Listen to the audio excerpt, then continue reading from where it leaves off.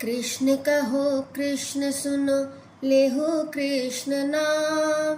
कृष्ण माता कृष्ण पिता कृष्ण मन प्राण।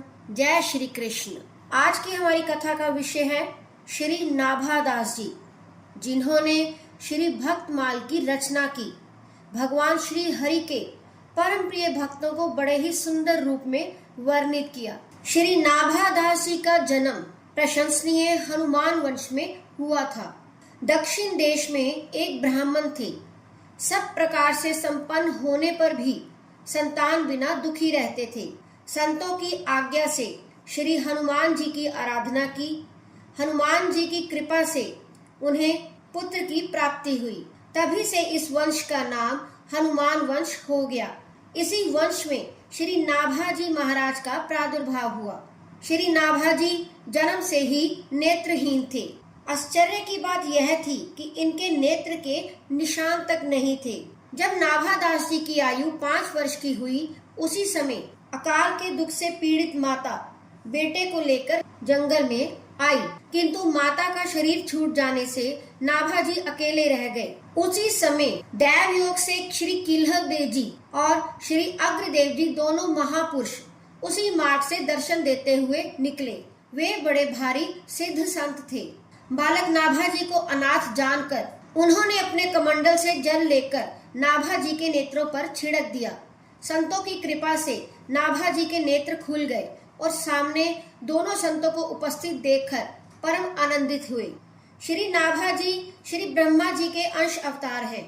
श्री ब्रह्मा जी ने ग्वाल बालों और बछड़ों का हरण करके महा अपराध किया।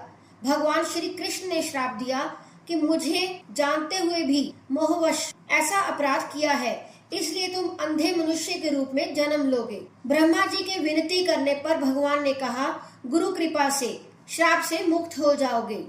दोनों सिद्ध महापुरुषों के दर्शन कर नाभाजी उनके चरणों में पड़ गए। उनके नेत्रों में आंसू आ गए।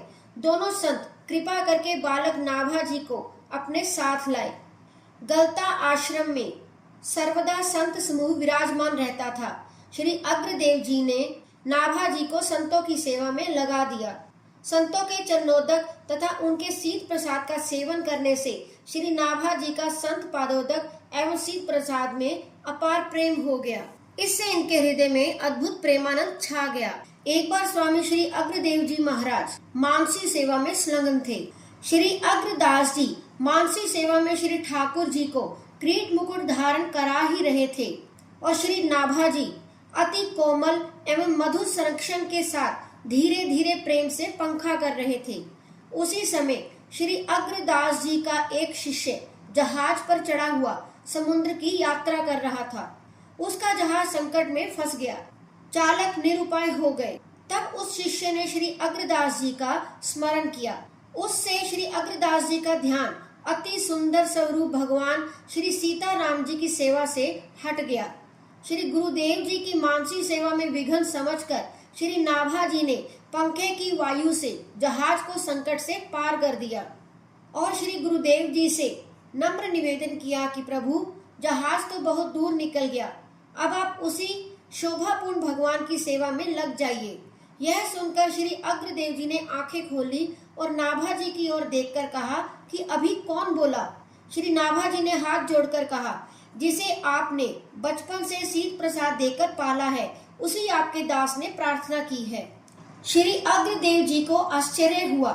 मन में विचारने लगे कि इसका यहाँ मेरी मानसी सेवा तक प्रवेश कैसे हो गया और यहीं से जहाज की रक्षा कैसे की। विचार करते ही उनके मन में प्रसन्नता हुई। वे जान गए कि ये सब संतों की सेवा तथा उनके शीत प्रसाद ग्रहण करने का ही प्रभाव है, जिससे ऐसी दिव्य दृष्टि प्राप्त हो गई है। तब श्री अग्रदेव जी ने आज्ञा दी कि तुम्हारे ऊपर ये साधुओं की कृपा हुई है। अब तुम उन्हीं साधु संतों के गुण, स्वरूप और हृदय के भावों का वर्णन करो। इस आज्ञा को सुनकर श्री नाभाजी ने हाथ जोड़कर कहा, भगवान, मैं श्री राम कृष्ण के चरित्रों को तो कुछ गा भी सकता हूँ, परंतु संतों के चरित्र का और छोर नहीं पा सकता हूँ, क्योंकि उनके रहस्य अति गंभीर हैं। मैं भक्तों की भक्ति के रहस्य को नहीं पा सकता। तब श्री अग्रदेव जी ने समझा कर कहा, जिन्होंने तुम्हें मेरी मानसी सेवा और सागर में नाव दिखा दी, वही भक्त भगवान तुम्हारे हृदय में आकर सब रहस्य को कहेंगे और अपना स्वरूप दिखाएंगे। इस प्रकार अपने गुरुदेव की आज्ञा से श्री नाभादास जी ने भक्तमाल की रचना की। जय श्री कृष्ण।